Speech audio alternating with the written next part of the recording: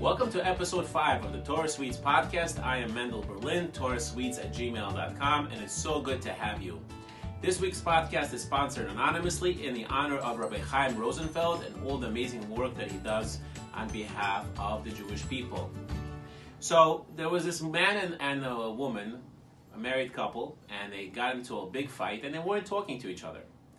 And this was something called the silent treatment. And at one point, the man realizes that he has a flight the next morning and he needs really much for his wife to wake him up. But he's not talking to her. And his alarm is not really doing the job. So what does he do? Keeping with the silent treatment, he writes her a note.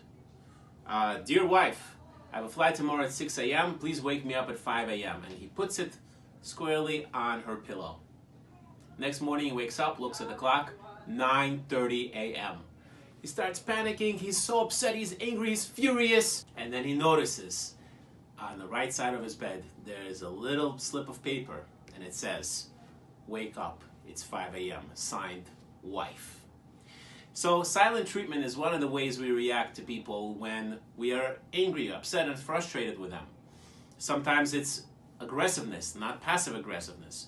But both of those ways are better than an alternative, which is not giving the people any information, any kind of hint or clue that you're upset with them, that something is bothering you, not communicating it at all. We find in this week's Parashat vayashev that the brothers really had a problem with Yosef, to the point that they couldn't even speak to him peacefully, and they couldn't speak to him at all.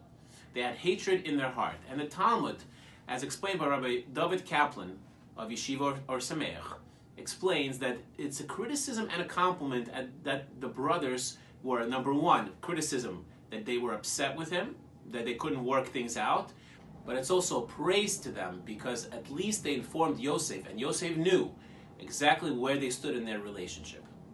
So in summary, we have to understand that yes, sometimes we're going to be upset with people, and we should do our best to be maver al medosov, to control ourselves, to overcome, to not let things bother us.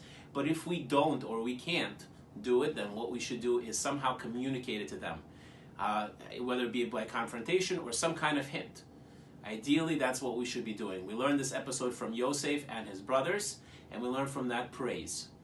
So if anybody is interested in sponsoring the podcast, please reach out to us, and have a good Shabbos.